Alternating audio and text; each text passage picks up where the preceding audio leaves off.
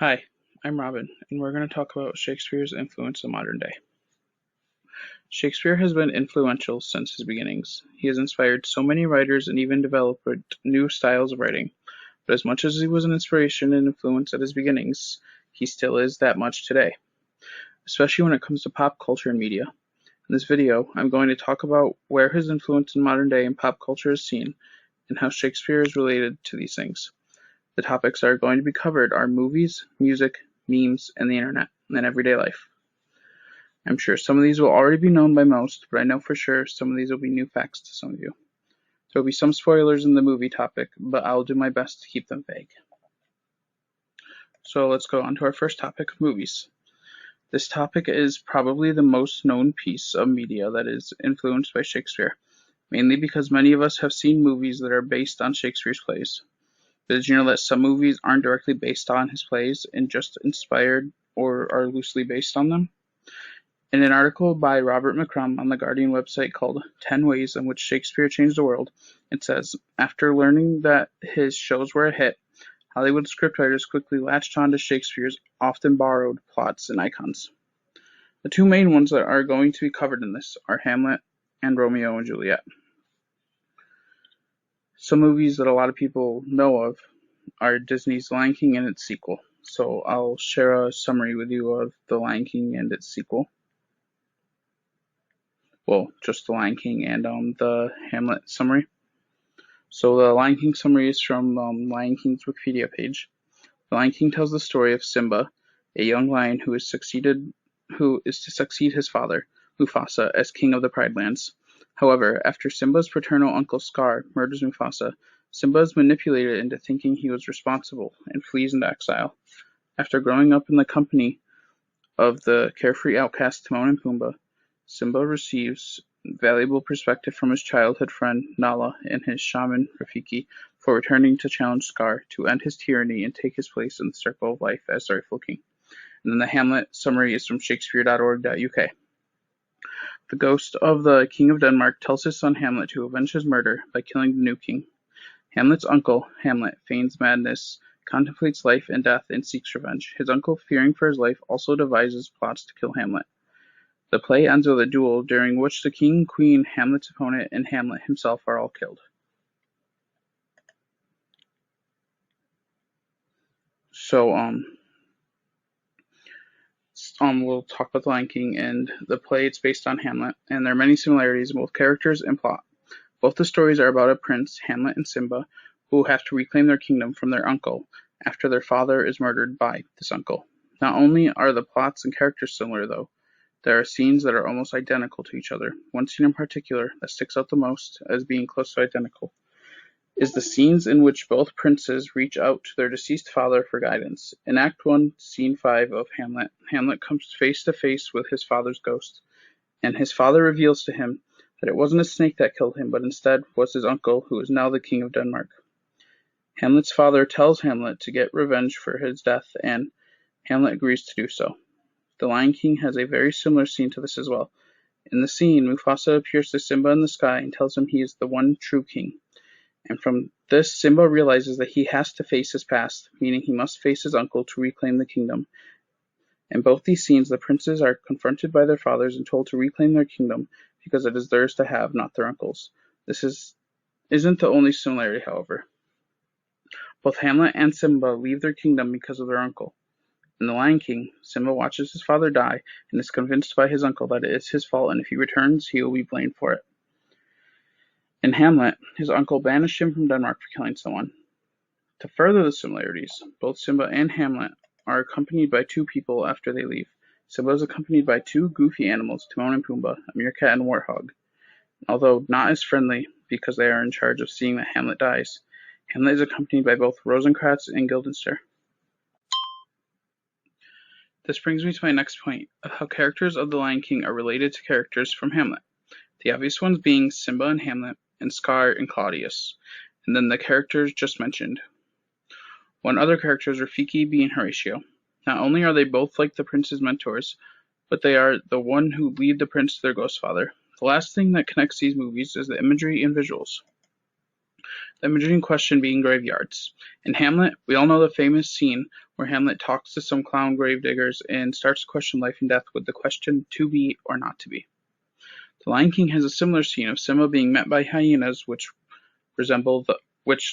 personality resembles the clowns, in an elephant graveyard, where he doesn't exactly contemplate the same topic, but has his first encounter with life or death. Although these aren't directly the same connections, it's still there. The next Shakespeare play to be covered is one that basically everyone knows about, that being Romeo and Juliet. Most people have either seen this on stage or have seen one of its movie adaptations just because it is so popular. And just like Hamlet, there are a few movies that are loosely based on this story of star-crossed lovers. The first movie we'll talk about is one that we mentioned earlier, The Lion King 2. And I'll read you the summary for that. Also from the Lion King 2 Wikipedia page.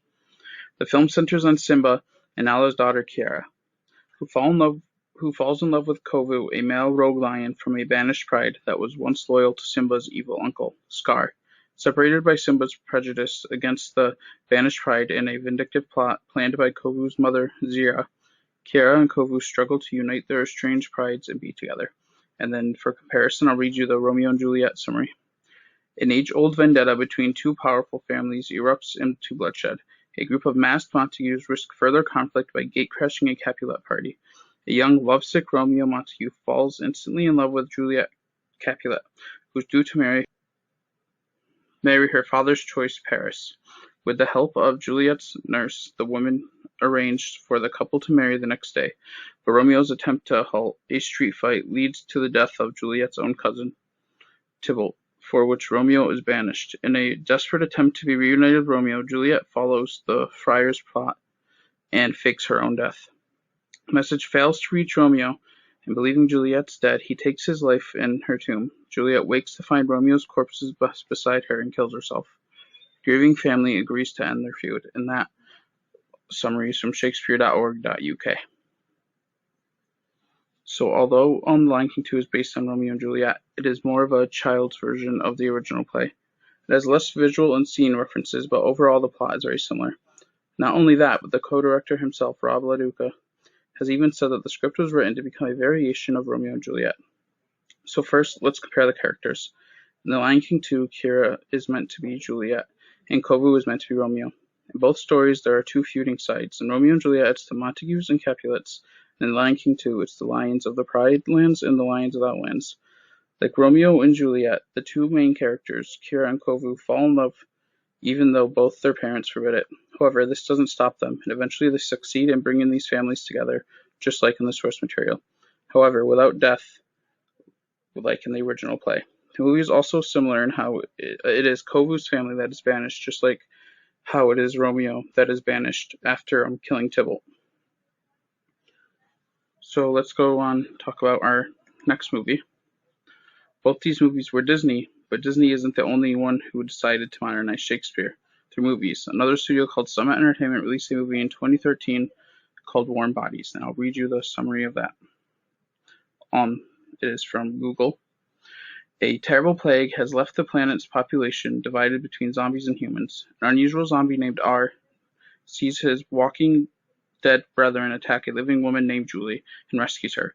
Julie sees that R is different from the other zombies, and the pair embark on an unusual relationship. As their bond grows and R becomes more and more human, a chain of events unfolds that could transform the entire lifeless world. This movie takes the story of Romeo and Juliet and adds a undead twist to it. The first dead giveaway of this being an adaptation is the two main characters' names. The zombie who is based off Romeo goes by the name R, and the female character who is based off of Juliet is named Julie. So right off the bat, this movie has references. And to add on to the similarities, there are a few more. R's best friend's name is M, which is once again based off of Romeo's friend Mercutio. And Julie's friend's name is Nora, who wants to be a nurse and is based off of Juliet's friend, Nurse. There's even the famous balcony scene in this movie, except instead of R giving Julie a long speech about how much he loves her, like Romeo did for Juliet, he just says he misses her and warns her of a zombie attack on her protected community. Although it doesn't end in death, there is a scene where R and Julie jump to what they thought would be their death, so they could die together. However, because R's a zombie, he just cushions Julie's fall, and they both live. This is similar to how Romeo and Juliet both end up committing suicide in the original play. Lastly, the feud here is Julie's family being humans, trying to kill zombies, and R being a zombie. You can see the obvious conflict. Julie's father obviously doesn't want her courting with a zombie, which in a way is similar to how Romeo and Juliet aren't allowed to be together, just the zombie thing has more logic behind it. The last movie is a direct adaptation of Romeo and Juliet that has been modernized to fit the time period. In fact, it is so similar that it's almost the same line for line, but it has been modernized. The other differences being it takes place on Verona Beach rather than the city of Verona, Italy, and they use guns instead of swords. The movie goes by the same title as the play and was released in 1996. This movie was meant to be a modern take on the original story that modernizes the script and the setting, props, and costumes. This movie is the perfect example of Shakespeare influencing modern day because it's exactly what it is, Shakespeare, but in modern day. It even used a modern soundtrack, which brings me to my next point, music. For this topic, we will be talking about one song by Taylor Swift called Love Story. This is a song about two people who fall in love and the journey they take to be together. Now, this song refers to the play of Romeo and Juliet several times. The first line that does this is, "See the lights, see the party, the ball gowns, see you make your way through the crowd." This line is referencing how Romeo and Juliet originally met at a ball. The references get more blatant after that, though, because the song uses the names Romeo and Juliet in these lines. That you were Romeo, you were throwing pebbles, and my daddy said stay away from Juliet. Not only are the name drops a reference, but this line refers to the feud and how these two lovers weren't allowed to be near each other because of their families. And lastly, another reference to the feud is these lines right here. So I sneak out to the garden to see you. We keep quiet because we're dead if they knew. These lines are referring to how Romeo and Juliet had to be sneaky with the relationship because if they were found out by their family, they would both be in trouble. This song is another obvious example of Shakespeare's influence because Taylor Swift was able to take one of his stories and turn it into a song. There are probably other songs that are influenced by or based on Shakespeare's work, but this is one that many people know, given Taylor Swift's celebrity status. Now that we've talked about how Shakespeare has influenced the things we watch and listen to, let's talk about how he's influenced everyday life. One place where Shakespeare's stories have influenced is real-life Verona, Italy. In this city, there is a balcony called the Juliet Balcony, or Casa di Giulietta. At this balcony, and the area around it, people will leave letters asking for love advice from Juliet. Letters are also sent to this address every day. In an article titled, "That's Amore, Visiting the Juliet Balcony and the Real-Life Letters to Juliet," Sophie Nadeau, the writer, says, "In the very heart of Verona, wander down the little road of 23 Via Capello and you'll find it, the Casa di Giulietta. The covered passageway you'll pass under to reach the medieval house is covered in graffiti, post-it notes, and old-school handwritten letters. This little article explains both the experience and location very well. It even goes on to let us know that the people who receive the letters and write back are called Juliet secretaries.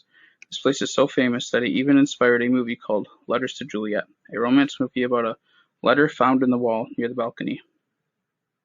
Another way that Shakespeare has influenced our way of life is through his language. In fact, he has created over 1,000 words in the English language.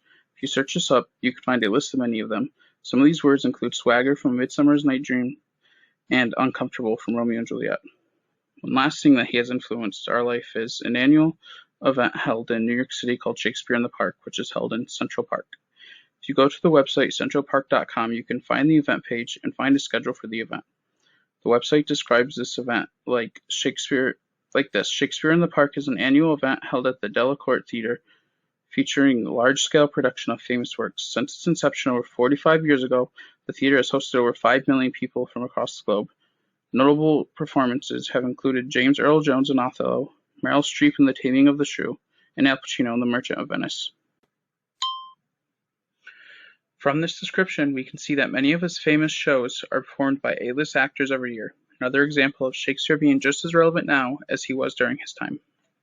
Now, for our last topic we'll talk about is internet and memes.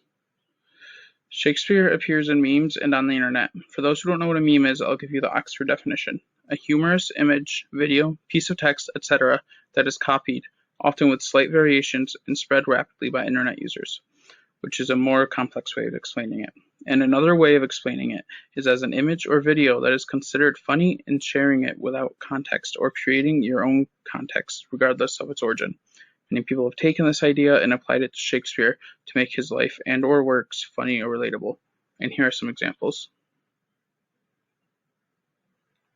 Lastly, how Shakespeare has influenced the internet and how it has influenced his works. Though plenty of people knew about Shakespeare before the internet, it still helped his popularity grow in modern day. There are many websites such as shakespeare.org.uk that are dedicated to Shakespeare. It also made obtaining many of Shakespeare's plays and poems so much easier. You could just search up any of his works in any search engine and find it with ease. Now, how has Shakespeare stayed so relevant and been so influential? In a news article titled "Why is Shakespeare More Popular Than Ever" by William Gompertz, he gives us many reasons as to why he has. In this article, he quotes an author named Andrew Dickson saying, "They were designed to be reinvented," which is one great way of putting it, because no matter how you change or twist Shakespeare, it can still tell the same story and be enjoyed by an audience. Not only that, but Gompertz even says that is just how Shakespeare writes. He says, "Improvisation was Shakespeare's thing. Lines and parts could be added or removed on a whim. Variety was the spice of his writing life, and multiple versions of the same play frequently on offer. There are at least 3 different Hamlet manuscripts." He continues to go on and tell us that his stories are written in a way that anyone of any culture can relate to them. Gompertz says it is this universal aspect of his work that ultimately makes it so timeless and timely. So it's not that we have chosen to modernize Shakespeare, but that Shakespeare is written in a way that made it easy to take his stories and customize or modernize them in any way and still get the same story. So that's the end of that, and here are the sources.